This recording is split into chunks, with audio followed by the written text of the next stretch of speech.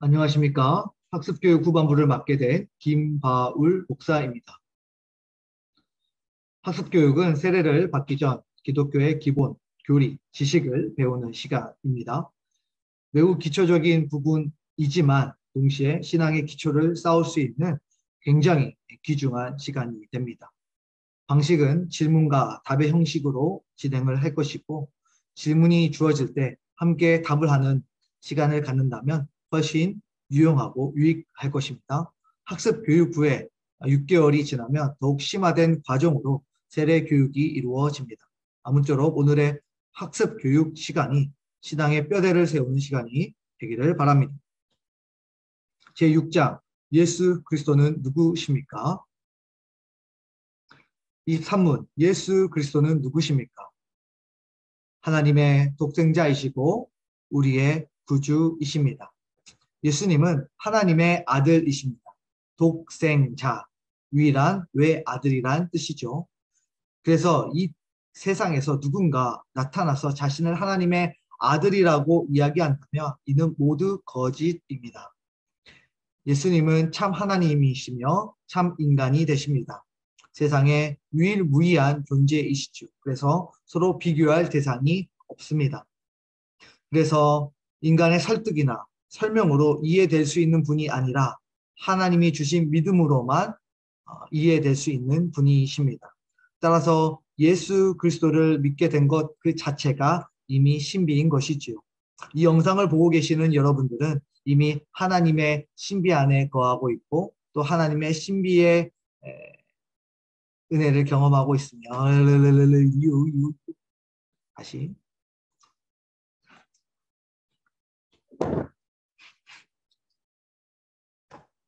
안녕하십니까. 학습교육 후반부를 맡게 된 김바울 목사입니다. 학습교육은 세례를 받기 전에 기독교 기본 진리에 대해서 배우는 시간입니다. 매우 기초적인 부분입니다. 하지만 신앙의 기초를 쌓아갈 수 있는 더할 나위 없이 좋은 귀한 시간이기도 합니다. 방식은 질문과 답변의 형식으로 진행을 할 것입니다. 답을 할 때 함께 읽어주신다면 더욱더 유익한 시간이 될 것입니다. 학습교육 이후에 6개월이 지나면 더욱 심화된 과정으로 세례교육이 이루어집니다. 아무쪼록 오늘의 학습교육이 신앙의 뼈대를 세우는 그런 시간이 되기를 바랍니다. 오늘은 제6장 예수 그리스도는 누구십니까? 23문 예수 그리스도는 누구십니까?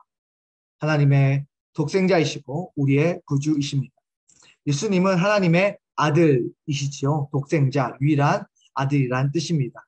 그래서 이 땅에 누군가 나타나서 자신을 하나님의 아들이라고 말한다면 그것은 모두 거짓입니다.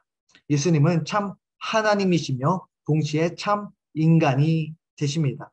세상에 유일무이한 존재이시므로 서로 비교할 대상이 이 땅 가운데는 없습니다. 그래서 인간의 설득이나 설명으로 이해될 분이 아니라 하나님이 주신 믿음으로만 이해될 수 있는 그런 분이십니다. 따라서 예수 그리스도를 믿게 된 것부터가 이미 신비인 것이지요. 이 영상을 보고 계시는 여러분들은 지금 하나님의 신비를 경험하고 있고 하나님의 신비 안에 거하고 있으며 또 하나님의 신비를 증명하는 사람들입니다. 또한 예수님은 구주이십니다. 구주는 구원하시는 주인이라는 뜻이지요. 우리를 구원하시는데 주도권을 가지시고 우리를 인도해 가시는 분이라고 우리가 이해하면 되겠습니다. 24문 예수님은 어디서 탄생하셨습니까? 시작. 유대 땅 베들레헴에서 나셨습니다.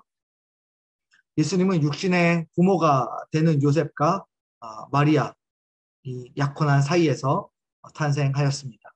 그때 천사가 마리아에게 나타나서 성령으로 잉태하게 될 것이고 그분은 하나님의 아들이라고 말하였습니다.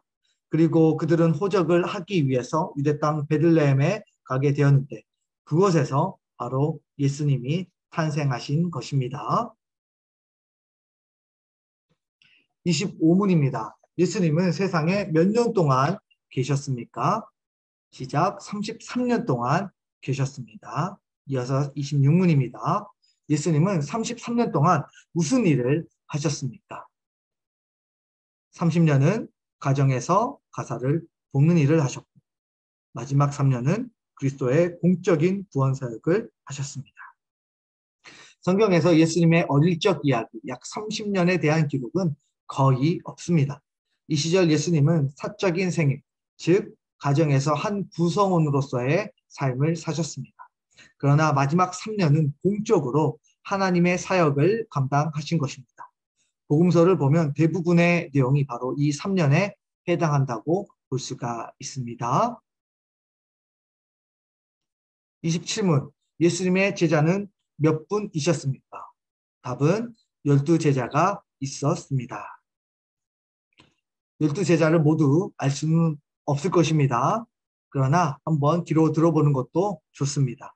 시몬 베드로, 안드레, 야고보, 요한, 빌립, 마테, 가나나인 시몬, 도마, 나다나엘, 다데오, 작은 야고보, 가롯 유다가 되겠습니다. 28문, 예수님은 어떻게 죽으셨습니까? 죄 없으신 분이 우리를 대신하여 십자가에 못 박혀 죽으셨습니다. 예수님은 죄가 없으신 분이시죠. 그러나 십자가에 못 박혀 죽으셨습니다. 왜냐하면 우리의 죄를 깨끗하게 씻기 위해서입니다. 죄가 있으면 누구도 구원을 받을 수가 없습니다. 문제는 그 죄를 제거할 수 있는 분이 참 하나님이시며 동시에 인간이신 예수님밖에는 없다는 것이지요. 그런데 더 큰 문제는 그 유일하신 예수님의 의지입니다. 우리를 대신하여 죽으시고 구원할 것인가? 아니면 죄 가운데 우리를 그냥 내버려 주실 것인가? 우리 예수님은 우리를 대신하여 십자가에 못 박혀 죽으시고 우리를 구원하시기로 결정하신 것입니다. 우리의 죽음을 대신 담당해 주셨고 그 모습이 바로 십자가에서 못 박혀 죽는 모습으로 나타나셨습니다. 29문입니다. 예수님의 시체를 누가 장사하였습니까? 아리마대 요셉입니다. 예수님이 갑자기 돌아가셔서 무덤이 준비되어져 있지 않았습니다. 그 당시 부자였던 아리마대 사람 요셉이 자기가 죽으면 사용하려고 했던 새 무덤을 예수님께 드렸고 예수님이 그곳에 장사되셨습니다. 30문입니다. 예수님은 장사 지낸 후 어떻게 되셨습니까? 죽은 지 3일 만에 다시 살아나셨습니다. 31문입니다. 다시 사신 후 무엇을 하셨습니까? 40일 동안 여러 차례 제자들에게 나타내 보이시고 가르치셨습니다. 먼저 제자들을 찾아오셔서 부활하신 예수님의 몸을 다 보여주셨습니다. 그리고 많은 사람들에게 40일 동안 자신을 보이시고 천국 복음을 전해 주셨습니다. 32문입니다. 나타내 보이신 다음에는 어떻게 되었습니까? 예수님께서 40일 동안 제자들과 함께 계시다가 살아계신 모습으로 제자들 앞에서 영광스럽게 하늘로 올라가셨습니다. 33문입니다. 승천하실 때 하신 말씀은 무엇입니까?